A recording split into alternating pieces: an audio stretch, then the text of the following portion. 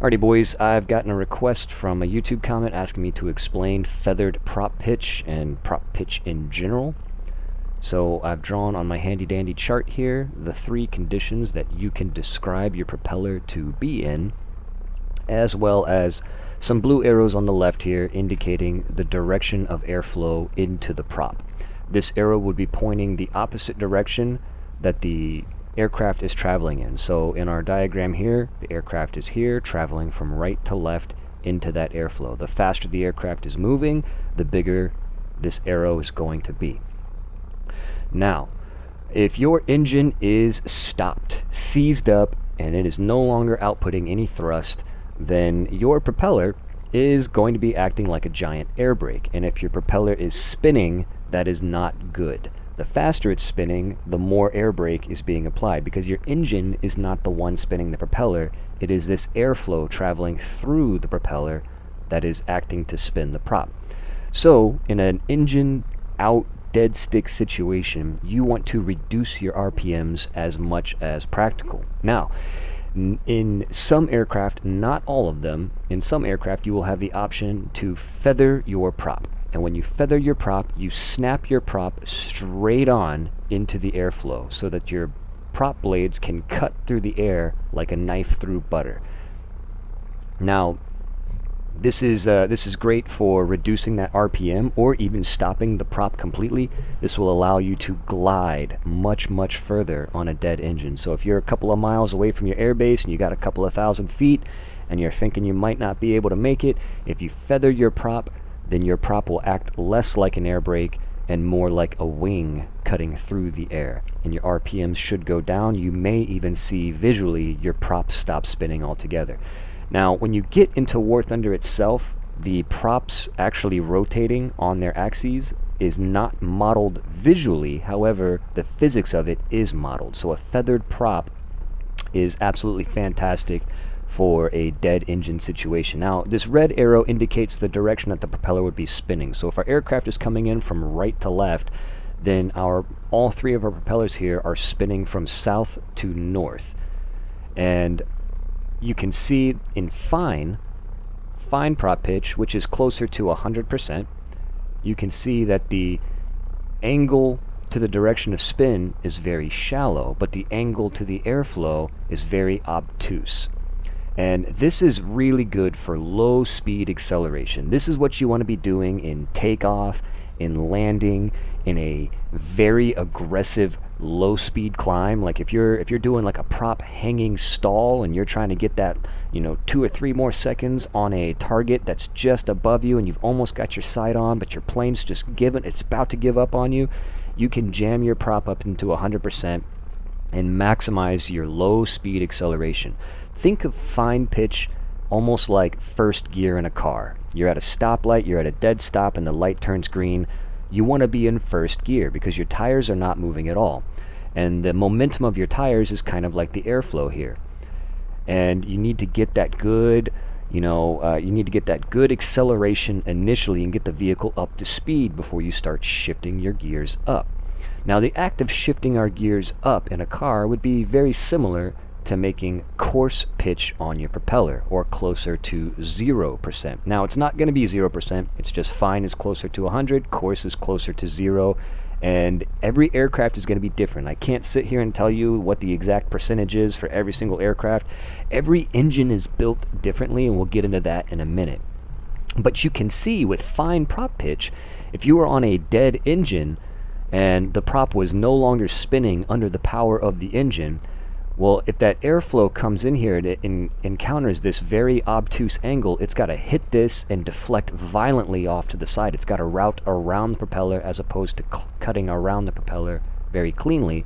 It's got to hit your prop and then glance off the side. And that's going to push your prop in the direction of this red arrow, and that's going to cause your RPMs to go up. Remember, if your RPMs aren't coming from your engine, they're coming from the airflow. And if your engine is stopped, you know high RPMs are bad. High RPMs are doing nothing but acting as an air brake. Now, you can use this air brake effect in desperate situations like trying to force an overshoot or trying to slow down on landing. If you're in like a BF-109, some people do that as a little bit of a trick. in order to create that air drag effect and use it as a rudimentary air brake. But you know, as that airflow gets faster, the relative angle of attack to the blade is going to become more and more extreme. And what we want to do is, as high speed, you know, as our speed goes higher, and we want that high speed performance, we want to shift our gears up. So we want to go from first gear to like fifth gear. Like now we've taken off from that stoplight and we've got some good speed underneath us, and we're entering that on-ramp to get onto the highway. Well, now we need to shift up. We need like second gear, third gear, fourth gear. We need to get up to highway speeds. Imagine trying to drive on the highway in first gear. That's like flying at high speed on a fine prop pitch. So even if your engine is working, because this propeller is taking such little sips of air, if the propeller blade is traveling in this direction and the propeller is trying to, you know, take gulps of air, the angle of attack here is not enough to, you know, make good use of that thrust that the engine is putting out. All that horsepower that the engine's putting out isn't being used efficiently. So what we need to do is we need to shift up, and we need to take bigger gulps of air here, right? We need that thing to act like a big paddle blade and take big gulps of air, because that airflow is entering faster into the prop, and we need to increase that angle of attack. But if you don't, like, let's say your engine is out and your aircraft does not come with a feathered propeller. This is a mechanical complexity that is not always justified on every aircraft. For the sake of mechanical simplicity, you know, production costs, and just getting equipment to the front line, especially on single engine aircraft, you'll see that they do not have the ability to become feathered, because being feathered is not critical to your flight performance. You know, if everything is working the way it's supposed to, you shouldn't ever need feathered. Feathered is being used only when the engine is shot out, and that is probably going to result in the loss of the aircraft anyway. So it's an extra step, it's an extra thing to maintain, it's an extra thing that can break, and for that reason it was foregone on a lot of single engine, you know, cheaper aircraft that were being mass produced. You'll see it much more often on a multi-engine aircraft. The reason being, you know, if you do have that air brake effect, if you can't feather the engine and your engine is dead on the left side but the right side is still working, you're going to have a huge yaw moment, and that can cause the aircraft to become extremely unstable, because you have thrust on the right side from a good engine, and then you have a giant air brake on the left side from a bad engine. Either way, you're going to have some kind of a yaw moment, but you can mitigate that by feathering the left engine and reducing that air brake effect on the left side. So it's much more important in multi-engine aircraft, and you'll see it in things like, you know, P-38s and whatnot, because you want to get, if you are going to have that air brake effect, you want it to at least be symmetrical to the airframe, and in a multi-engine aircraft that's pretty impossible unless you got like a pusher puller prop type of situation like a DO335, and I think even that one comes with a feathered prop. So if you don't have a feathered prop and your engine is out, what do? Well, if our red arrow is no longer working from the engine, the prop is no longer spinning under the power of the engine, and that airflow is entering that propeller, you can see that the coarse pitch is a lot closer to feathered than the fine pitch is. So if that airflow is hitting that fine pitch and having to glance violently off of it in order to get around that prop blade, and that's making your RPMs go way higher, well, if that same airflow is coming in and hitting this coarse pitch, you can see that that angle is much more shallow, and that airflow has a much easier path to get around this shallow prop blade. So coarse is not feathered. If you do put a dead engine into coarse prop pitch, or 0% is what you'd want there, you're still going to have some RPMs, but you'll see that those RPMs end up ultimately being lower than if you were to put it into fine. If you put it into fine pitch and you make this angle very extreme, you're going to see those prop RPMs spike, and the higher your RPMs are on a dead engine, the more that air brake effect is holding you back. And if you're trying to glide several miles back home, that can make the difference between you landing short to some trees or making a smooth 3-point landing. So let's see this thing go down in practice. I've got myself a little BF-109 E3. and just a common airframe. And the reason I've chosen this particular airframe is because it has what's known as a variable pitch prop, not a constant speed prop. We'll talk a little bit about constant speed props in a minute, but just understand that a variable pitch prop is much more difficult. It's mechanically more simple, but it's much more difficult for the pilot to control, and that is why I super do not recommend it in these types of aircraft, unless you're trying to do like a giant air brake effect, or you're trying to glide into landing. Those are the situations where it's going to prove more useful. However, especially in a dogfight, you might be able to squeeze a bit more speed out of some of these birds, by doing manual prop pitch, but the distraction is simply not worth it. The more important thing is looking around you, checking your six, keeping track of the fight, communicating with your wingman. So, in the interest of that, I do want to point out that I do not recommend using prop pitch or manual engine controls really at all in these variable pitch props. Now, in a constant speed propeller, you've got a device inside that's being actuated by the engine oil, and it's working on a piston against a spring, and that piston, a valve is opening oil pressure onto that piston, and that valve is attached to a set of flyweights, and as your prop RPM goes way higher, those flyweights swing out, and that oil is able to make the prop pitch more coarse. So it makes the propeller take bigger sips of air, and that slows the propeller down, and then that allows the spring to return more to a fine pitch. And what you end up with is a situation where your propeller blades are constantly shifting back and forth, and very, very, very rapidly. As RPM goes up, the device, the governor, makes the propellers take bigger sips of air. As they take bigger sips of air, they encounter more air resistance. That slows them back down. As they slow down, the device, the governor, automatically takes smaller sips of air. And basically, with a constant speed propeller, as the name would imply, you are setting an RPM amount. So that's kind of like almost like an automatic transmission, you know what I mean?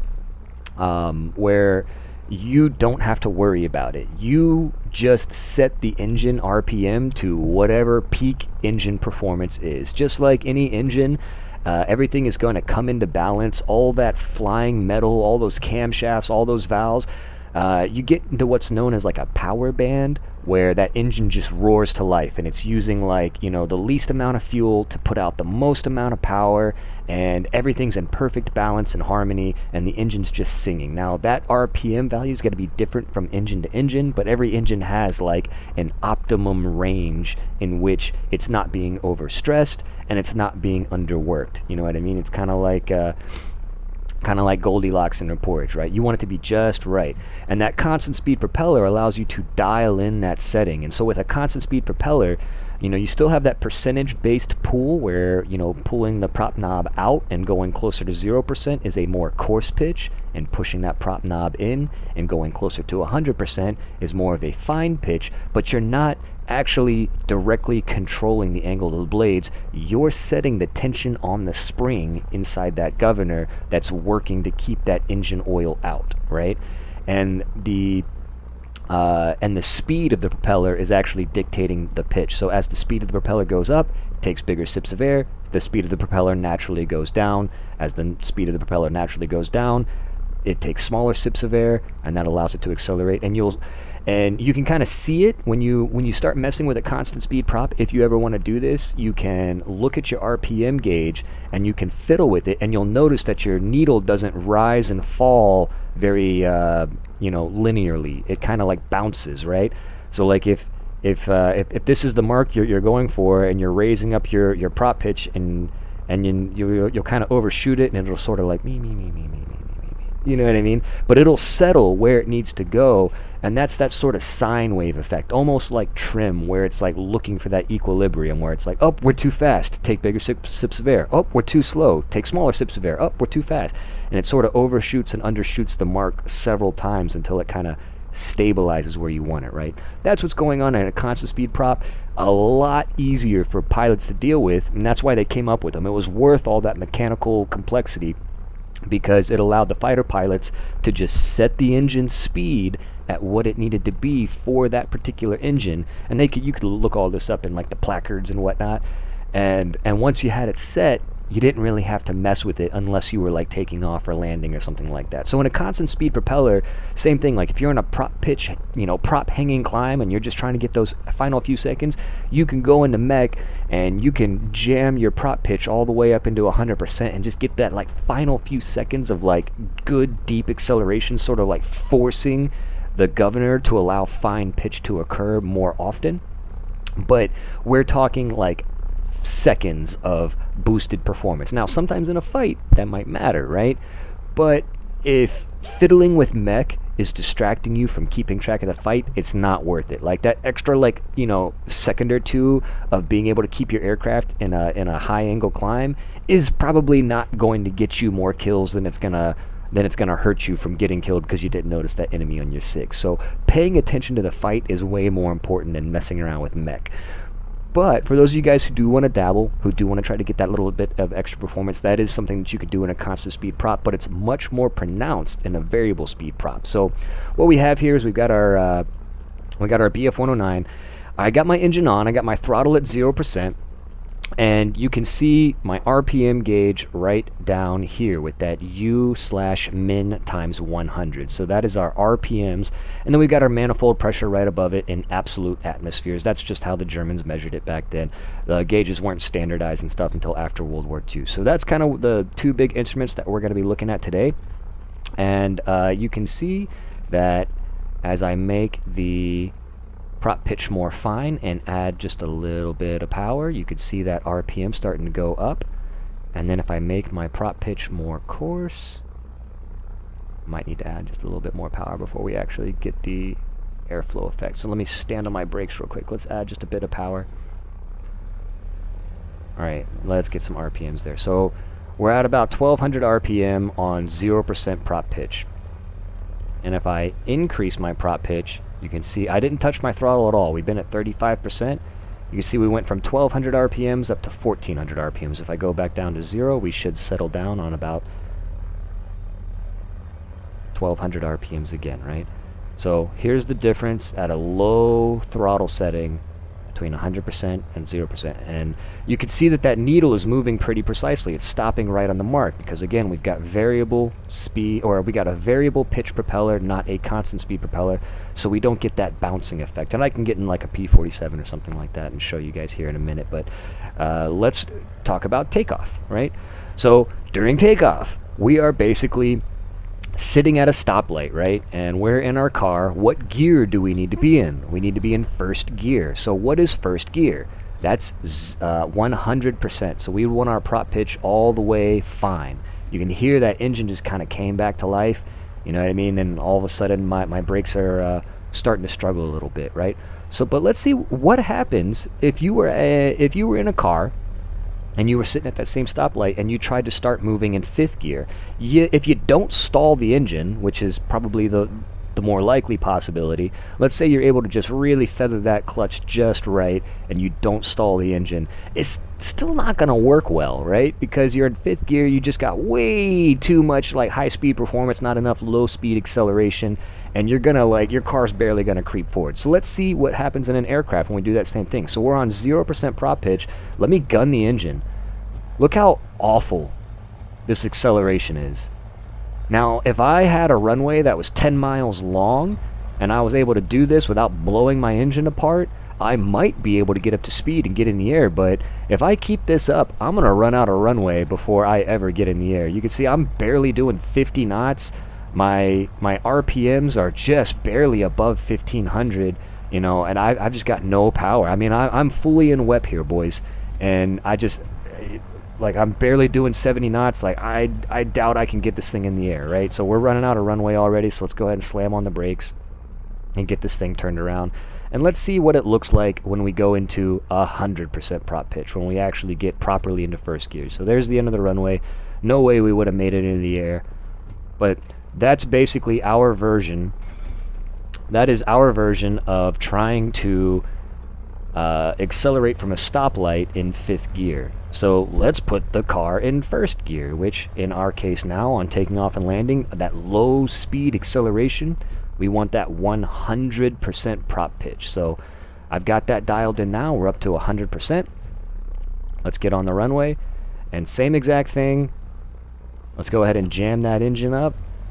And let's see how the airplane performs now. You hear the engine roaring to life. Absolutely coming to life. We're at 2,300 RPMs. Nose is already coming down. We're already at 90 knots. We're rotating. We're positive rate. We're gear up. Nice and easy. Way easier. But now watch those RPMs. They're going to keep increasing and increasing and increasing and increasing. I'm getting close to 2,500, and eventually I'm going to stress this engine out. I'm entering the highway now. I'm on my on-ramp, and I need to shift up before I blow this engine up. Like, I probably can't get to high. You could see how bad my acceleration is now that I'm in the air. So let's bring that prop pitch back.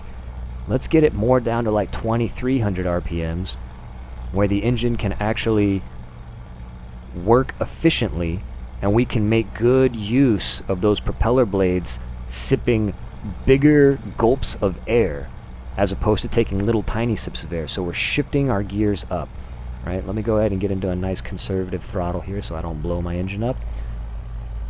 And again, we're sitting here and I'm able to lower my prop pitch, and it happens very linearly, and I'm able to raise my prop pitch, and it happens very precisely. You can see it stops right on the number. We'll go back to a constant speed propeller soon, and I'll kind of show you guys how it bounces around with that governor in that little sine wave pattern. Now, a good frame of reference, if you're wondering, okay, well, what RPM should I be using? Like, that's all well and good, Dragon, but what should I set my RPMs at? Now, it's going to be different for every engine in the entire game, right? Every engine wants a different RPM. Now, you can have the same aircraft with just a slightly different model number, and it has a different engine, and it might want something different, right? A good frame of reference, you can look all this crap up online if you feel like it, but a really good, quick, easy way to find it is just go into auto mode. If you go into auto mode, the automatic mode does a really good job 99% of the time. And it will tell you, it'll settle the RPMs right about nominally where they should be. So you can see that automatic mode put me at 2,100 RPMs. It's high enough to get good performance out of the prop, but it is low enough not to overstress the engine, right? So now we know 2,100 as a reference. So, you know, and you can probably get a little bit more performance, you know, at the risk of breaking your engine if you're trying to, you know, stay maybe in the 2,300 or 2,200 range. You know what I mean? If you're in like if you're in like an aggressive climb or something like that, you can kind of push the engine right into this range. But our frame of reference is we want to be right about here. So at this current airspeed, that is 69% prop pitch. Haha, nice. I did not try that. This is my first take, and I did not realize that that number was going to work out so beautifully. But that is at 166 knots indicated airspeed, or 308 kph. So you can see I have not touched my prop pitch at all. Let's go ahead and lower the nose just a little bit so that we can gain some speed. I'm on the same throttle, I'm on the same prop pitch, my airspeed is going up, and so is my prop RPM. So what's going on there? Well, as the airflow is rushing faster into my face because we are going about 30 knots faster than we were before, that's kind of like accelerating down that on-ramp. It's like going downhill in a car, right? We need to shift up. We need to get a more coarse prop pitch.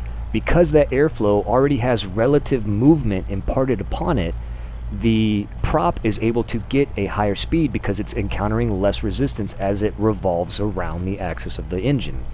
So in order to get our prop pitch back down to 2,100, we need to reduce our prop pitch and make a more coarse pitch. So now at 198 knots, in order to get 2,100 RPMs, I'm down at like 57% prop pitch. So you can imagine how difficult this would be if you were in some aggressive dives. Like if you dove down, all of a sudden, bam, my prop RPMs are just spiking, and look, I got to take my prop pitch way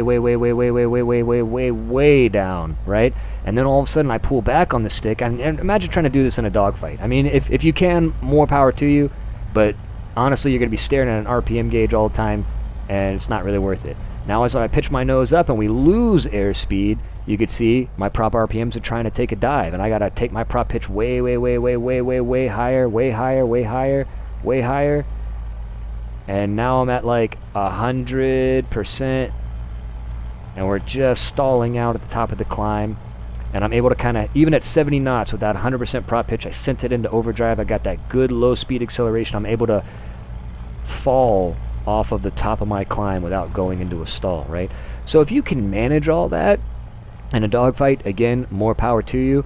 The only reason I'm demonstrating it right now with a variable pitch propeller, which, by the way, the Germans did have automatic mode in some of their BF-109s. This one in particular does not. But in later models, they did end up coming up with like their own like, you know, constant speed system in order to allow the pilots to you know, not have to worry about all this crap.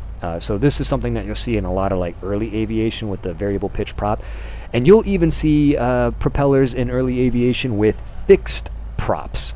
And those are like the worst of both worlds. A fixed prop is super simple. You know, it's mechanically not complex at all. It's literally usually just a piece of wood strapped onto the front of the engine. But it is carved into a specific prop pitch, and that's it. That's what you get. You can't adjust it at all. So that's like being in a car that's just stuck in second or third gear all the time.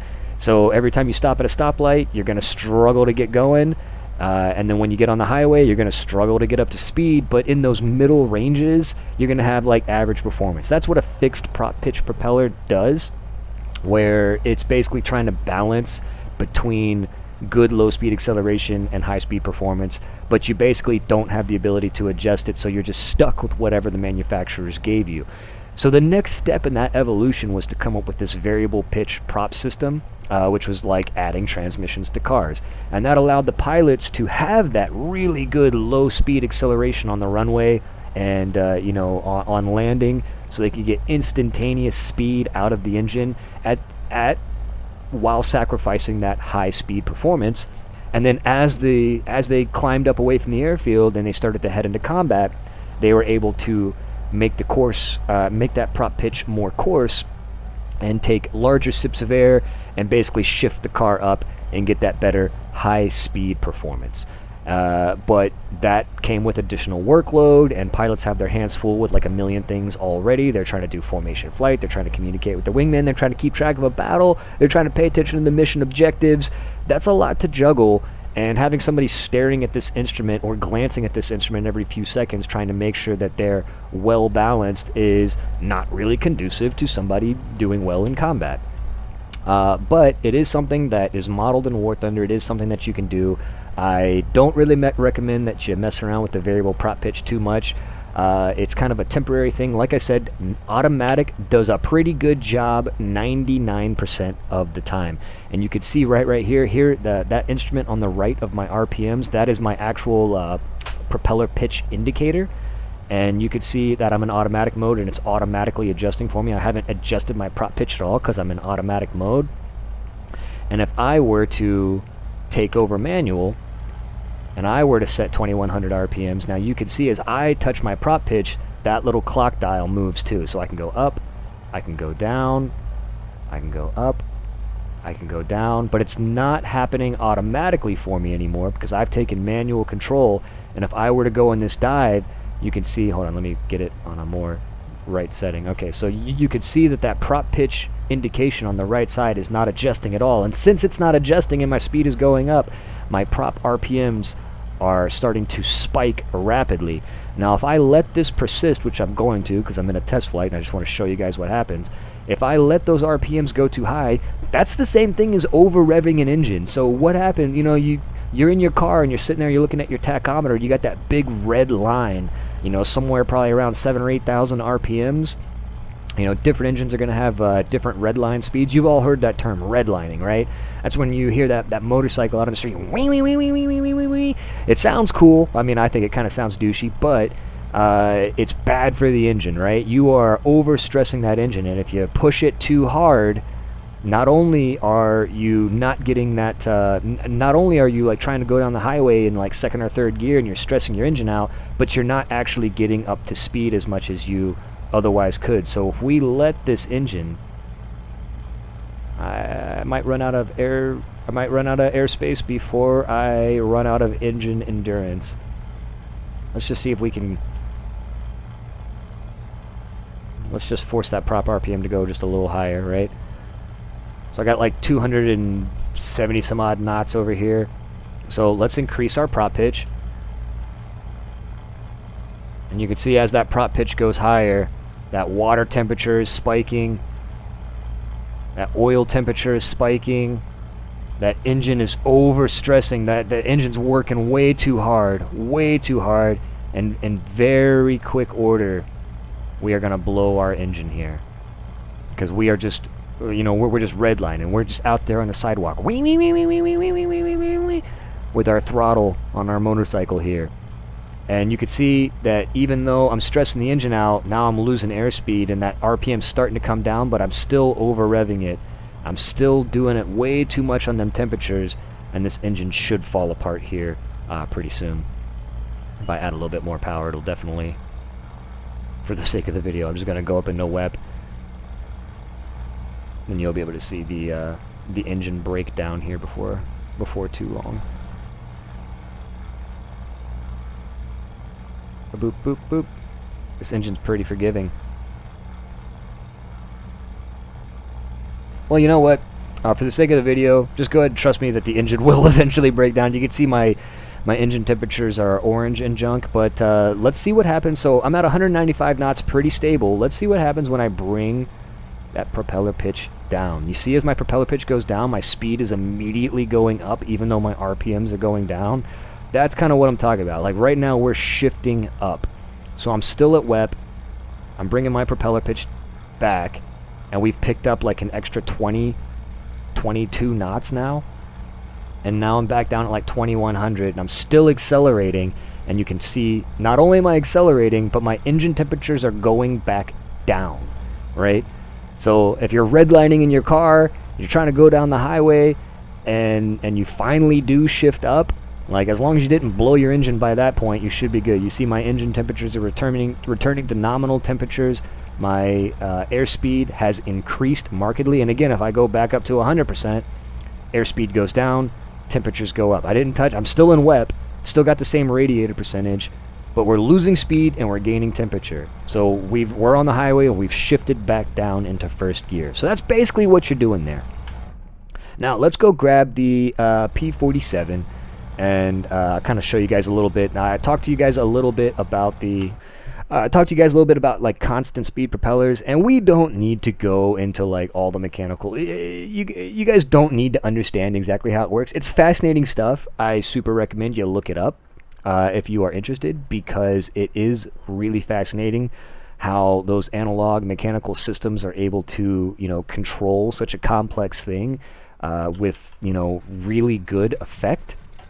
However, for the purposes of keeping this video short, we don't need to go into an hour-long lecture about how the governor actually works. Just understand that it is being governed. So we're going to go ahead and enter our manual engine control here. I'm going to put my mixture down at 100%. If you guys want a quick little tutorial on mixture, this is engine off, idle cutoff, and 120% is way too much. 120% would be good if your engine is like about to blow up and you need to get some like instantaneous cooling. Mixture is based on altitude. The higher you go, the less you want your mixture to be. On the ground, you typically want 100% mixture, which is full mixture. In a very desperate heat type situation, you can overdrive it up to like 120%, and you start to flood the engine. You'll rob yourself of some power, but you will allow raw, unburnt fuel to pass through the you know, the cylinder heads and stuff like that and come out of the exhaust, and that liquid fuel that was not fully burned up will carry heat out of your engine for you. But for takeoff and landing and stuff like that, you just want about 100% mixture, and then once you're in the air, the higher you climb, the less mixture you want. You could basically just lean your mixture until you see your RPMs start going down, and then you just want to go slightly rich of that. You want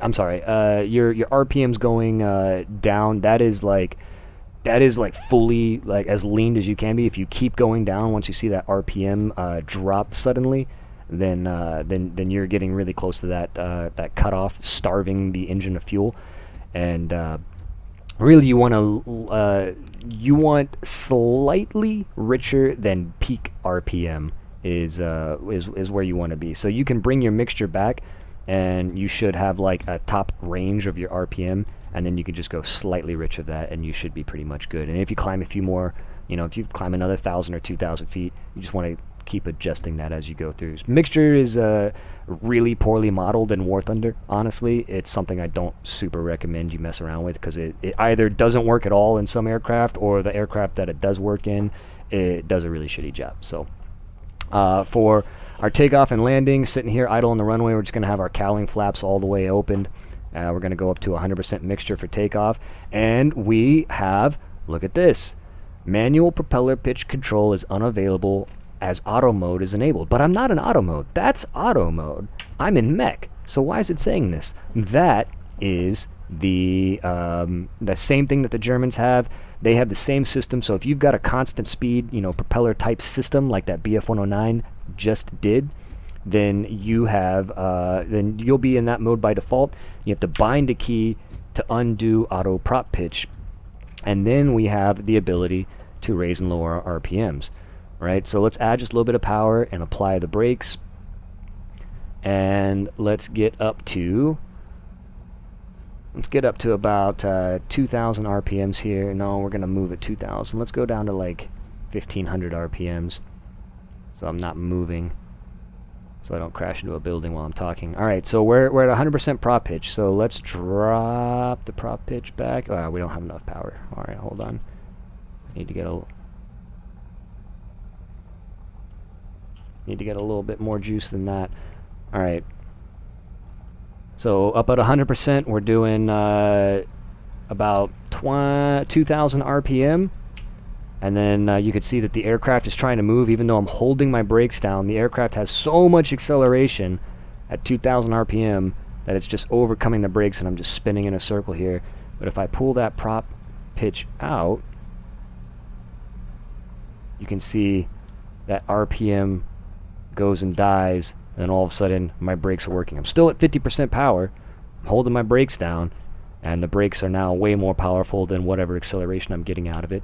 But let's see that happen at actual engine speed. So we're going to go up to 100% prop pitch because we're at a low speed. So when you're at a low speed, what gear do you need to be in your car? First gear. What's first gear in airplanes? Basically 100%. And you can see at 100% I've got really good thrust. Aircraft comes alive nice and easy. We get some airflow over this nice radiator engine. We can go ahead and close our radiators. The P-47, you could pretty much run. Sometimes you need to crack the radiators open just a little bit, but for the most part you can just leave them at 0% until you start having some temperature issues. Let's go ahead and get that gear up, and let me set myself in a nice little climb here. Alright, so we are now no longer at a low speed. We are going down that highway ramp. We are accelerating. You can see we're not accelerating all that fast here. It's because our RPMs are doing way too much. But if we bring those RPMs back, and you'll see on some instruments and some cockpits, you'll even have like a little green line that kind of tells you the range. So that 2,700, just shy of 2,700 RPMs, that's like redlining, right? So if I put the needle there, I'm like really stressing the engine out, and if I put the needle up here, I'm really stressing the engine out, and I might break it. Now, you can do that temporarily for a little bit, and that's fine for like taking off and landing, because you only take off and land for like a minute or two. But when we're flying around for long duration, we want to try to get in this nice green range, right? But you'll notice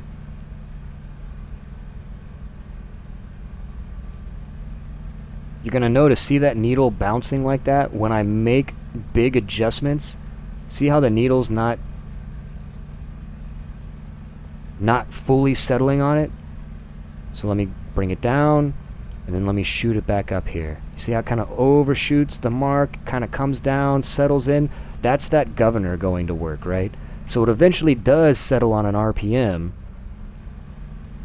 but it sort of has to warble inside that range until that governor is able to find it. Now you'll notice that if I set my prop pitch right at 2500, and I just put it right here, because we are in a constant speed propeller, even though we're not in automatic mode, and we've got that governor at play, watch what happens if I do that same dive that we did in that German aircraft. So I'm going to bring my pitch down. You can see initially that prop pitch starts going up, but the governor is keeping it under control. So airspeed's going up dramatically. We're losing altitude. You can see the altimeter plummeting out of like 5,500 feet there. We're staying at 2,500 RPMs. And if I bring the nose back up, we start climbing, airspeed goes down, but look at that, 2,500%. And it's not exact. You can see that needle sort of warbling just a little bit as these extreme, let me bring it back down again, as these extreme changes are happening. But that constant speed propeller is changing the pitch of the blades continuously over and over again. And I just starved my fuel, so kind of starved the carburetor there in those extreme turns. And if you were wondering what was going on outside of the cockpit while I was looking at that gauge, I was doing this. Just all the way down, all the way up. And we were just violently adjusting our airspeed. We stayed in WEP the entire time, but look what happens to the needle. That RPM needle, I mean, like my climb rates all over. Oh, there's the fuel starvation again, but gotta stop pulling so hard. Even though my climb and descent rate is all over the map, stop starving the engine, dude. Even though my climb and descent rate is all over the map here, my airspeed is all over the map, that RPM just stays nice and steady for us, and I don't have to sit here and worry about it. I'm at 83% prop pitch. I've been at 83% prop pitch the entire time. Now, we were talking a little bit about feathering, right? So let's say that my engine dies. So I screw this up, I'm trying to mess around with mech, and I just absolutely bork the whole thing up, and my engine just goes boop. Engine's dead. Well, can't land in the ocean. Gotta land, back there at my airport. I'm pretty far away, so I might not be able to make it, and I'm bleeding speed. Now I have to trade altitude for airspeed. And let me try feathering the prop. I don't have it available. On this particular aircraft, prop feathering is not a thing. So what's the next best thing? 0% prop pitch. If you don't have feathering, then 0% prop pitch is the next best option. It's not perfect. You're going to see that that propeller blade is still spinning, but my RPMs are lower than they would be if I was at a higher RPM setting. And this is going to allow us to turn back home. And what we want to do is we just want to start trimming or adjusting the aircraft in order to get, if you're in a propeller aircraft, there's a different speed for every single airplane, but just consider it about 130 to 160 knots. You don't want to be faster than 160 knots. You don't want to be slower than 130. That's going to be pretty close to your best glide speed in most aircraft. Alright, so now we're in the FW190 in automatic mode. I'm doing a quick climb off the runway, which is back there. I'm going to go ahead and level off and stop gaining altitude. Let's say that I get into a dogfight and my engine gets shot up, or I enter manual engine control mode and I mess up the prop pitch, which we're going to do here in a second. Since there's no dogfighting in test flight, we're going to break our engine by messing up our prop pitch. So we talked before about high RPM over revving the engine and causing the engine to become stressed out and broken. So let's see that in effect now. Now in manual engine control, I've got control of my radiator here, not my oil radiator, just my water radiator. And we're going to go ahead and get that opened up just a bit, just to help cool the engine. And I'm going to enter manual prop mode. So I'm setting my prop pitch now to around about where it should be. You can see that automatic mode is pumping out just a little over 2,600 RPMs, but we are going to try to push it higher than that. And in so doing, we're going to break the engine. We're going to over rev the engine. So I'm going to enter manual prop pitch now. You can see my RPM spike. I'm bringing them back down to where automatic wanted me. So we are back now in a variable prop pitch aircraft. I'm down at 53% prop pitch in order to get just a little over 2,600 RPMs at 183 knots. But let me find my airfield real quick. Airfield is that the airfield? Yeah, that's the airfield. Alright, so that's quite a ways to glide. You know, if I was, you know, at too low of an altitude and too far away from the airfield, I might struggle. Now, this aircraft in particular does not have feathering mode, so we won't have that as an option. But just like we talked about earlier, we're going to use course pitch instead because that's the next best thing. So let's send the engine into overdrive, spike out those RPMs, bam, engine's instantly shattered. Now, what do? We over-rev the engine's busted, we are falling like a potato. Just like a big old brick potato. Now, you can see my RPMs are still way high up at 3,000 even though the engine is dead. Watch what happens when I bring the prop pitch back down to 0%. Now we're doing like 600 RPM. So the air flowing through this propeller blade is still making the propeller blade spin, but it's not spinning nearly as fast, and that allows us to achieve a higher speed. But we don't want a higher speed right now. We want to glide the furthest distance possible. So we want to get close to our best glide speed, which is going to be anywhere between like 130 and 160 knots in most propeller aircraft. You don't really want to go much slower than 130, don't want to go much faster than 160. You can see them at 175 right now. So we can't control our airspeed with our engine because our engine is dead, so we control our airspeed with our pitch. So I'm going to roll out towards the airfield, and I'm going to bring my pitch so that I can get below 160 knots, and then I'm going to try to like ride right around like 150 or so that now we are exchanging altitude for airspeed. In order to pick up airspeed, I have to trade altitude. But I only have so much altitude, and I've got quite a ways to fly before we get to that airfield. So I want to hold on to as much altitude as I can while traveling the furthest distance ahead. And in order to do that, we want to be somewhere near our best glide. So if you're at 200 knots, you are wasting energy. And if you're below like 130-ish knots, you're not going to be producing enough lift. You're going to be dropping further than you are going forward. There's like a happy medium in there somewhere. Like I said, it's different for every airplane, but it's going to be somewhere between like 130 and 160 knots for like 90% of the airplanes you guys are going to be flying. So again, check out my speed. We've got it pretty stable now, about 146 knots. Watch what happens if I increase that prop pitch. RPMs go up, speed immediately starts coming back. That's not good. My prop is acting like a giant air brake, and that is really hurting our glide. Now, we've got a pretty decent altitude over the airfield here, so I think we'll be okay, but for the sake of demonstration, we're just going to show you guys that that airspeed differential and that extra drag. But you can see that my RPMs, as my speed goes down, even though I'm at 100% prop pitch, let me lower the radiator too and get even better here. As that airspeed comes down, that RPM's going down as well because there's less air traveling through that propeller, pushing less on that prop, so that air brake effect is less dramatic. But I could still come down to 0% prop pitch, and it's way better. The aircraft flies much more smoothly, and I'm in a much better state for actually landing here.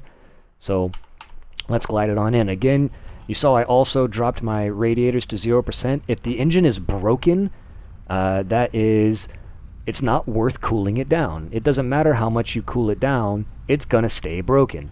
So instead of leaving your radiators open, just go ahead and get those shut as well, so you get less of a parasitic, airflow drag over the aircraft, and be able to conserve a little bit more speed. So we're a little faster than 160 knots, so I'm just gonna add a little bit of positive trim here. And what you kind of want to do is get set up for a nice landing. And so we've got a little bit of excess altitude, so you can kind of spiral down over your airfield here. And now that prop brake effect, by increasing that prop pitch, we can use that to good effect on final, because we do not have the opportunity to go around here. So I have to nail this landing pretty well in order to make sure that I don't overshoot the runway.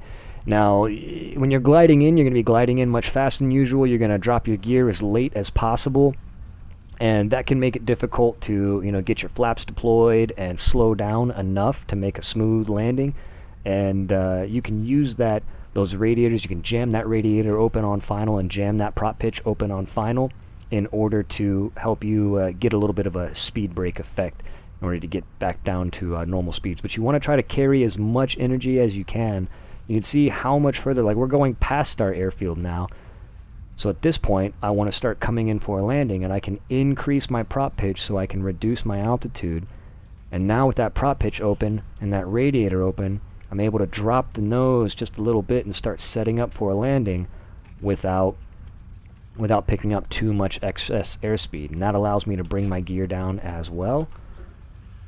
And it even allows me to put in a little bit of flaps. But we want to manage this, because when those flaps down, the aircraft's going to start slowing as well. We don't want to slow too much, so I'm bringing my prop pitch back just a scotch, because we don't want to run out of altitude on final by slowing down too much. But now I've got a good distance to go here to final. And we can add in some more flaps, slow down even more,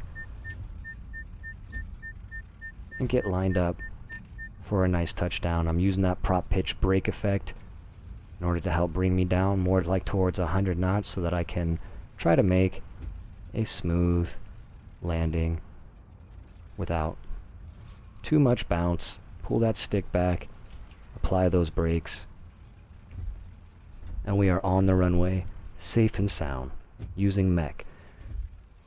And the big advantages here is that, with mech, you're able to close your radiators early. Your radiators, in automatic mode, it's just looking at your engine temperatures. So if you got your engine temperatures way too hot and that broke your engine, automatic mode is going to be looking at that and saying, the engines are hot, open up the radiators, cool the engine. That's what automatic mode is going to do. Now, if the engine's dead, it doesn't matter how much you cool it. You might as well just leave the water boiling because it doesn't matter anymore. Like, you could restore the engine temperatures. It's not coming back. You messed it up. So you, as an intelligent person, can kind of override that automatic mode and reduce that radiator earlier than automatic mode would have done, and get that extra glide, to be able to glide just a little bit further. And you can also, bring that prop pitch down to 0%. I don't know how well automatic mode actually handles going to coarse pitch on a dead engine. I don't think that it actually does. So being able to bring that prop knob to 0% and glide much, much further can be beneficial.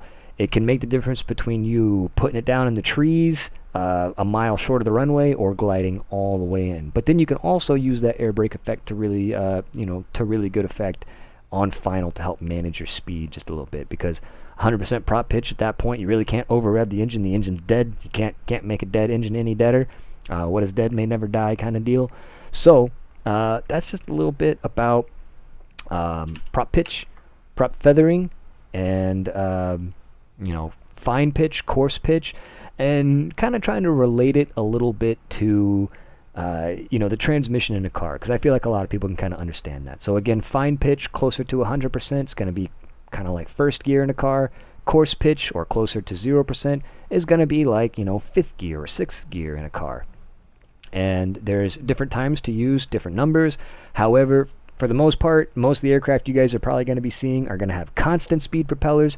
So we talked a little bit about constant speed propellers as well. Those are fantastic because you could just set it and forget it. Just find a nice RPM, use that automatic mode to see what automatic mode is doing, and then just set that RPM to be round about the same. You don't want to go too much higher, you don't want to go too much lower, you want to be right around where automatic was doing it, because automatic knows what your optimal RPMs are for each engine, and it does, like I said, a good job 99% of the time. Mech is fun, except for mixture. War Thunder mixture is really, really, really bad.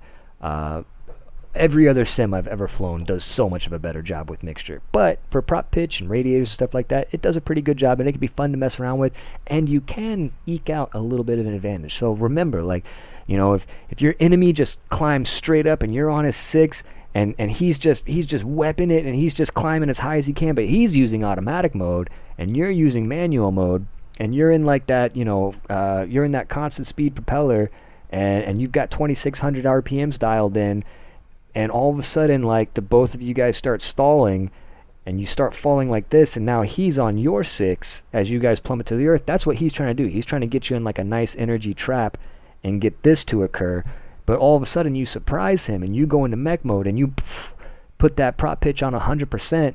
when your speeds start getting down to like 170, 160, 150 knots, you're like, bam, 100%, and that gives you just a few more seconds to hold that nose up, and your enemy starts falling and gives you a nice flat face, and you still got directional input. You still got that good low speed acceleration, and you just boom, boom, boom, boom, give him a couple of shots, and he falls past you in a blazing wreck, and you stall right behind him. It's a narrow margin where you're going to get a benefit out of it, but if you play it right, if you play it smart, and you understand what you're doing, you could definitely get just a couple of more seconds in that prop hanging climb, and that might make the difference between that enemy ending up on your 6 or you sending him down to the ground in a big ball of fire. So I hope that helps. I hope that explains things a little bit. I hope I didn't get too into the weeds and off course. I am not an expert in this stuff. I am not a flight instructor, but I wanted to offer you guys just a little bit of my insights and hopefully relate it a bit more to War Thunder and less flight instructory, so that you guys can know when to use it, know when not to use it, and have a little bit more fun with it. So thanks for watching. 07, take care of yourselves and each other. Fly safe. Good hunting.